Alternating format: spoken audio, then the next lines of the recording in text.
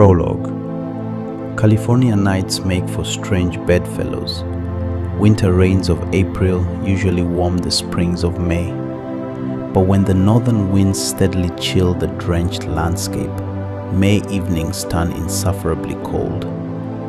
In 1875, with a stinging bite, such a glacial May befell Rancho Piedra Blanca, firing the vineyards, orchards, and fields into the small hours of the morning. The cold nights kept rancho workers praying for the sun.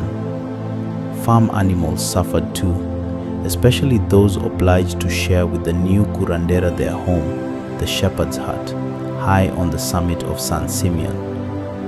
Bearing unfounded credentials, Josefina Espinoza from Tulum, Mexico, as if conjured out of the spring mist, materialized at Hacienda de Leon's front door.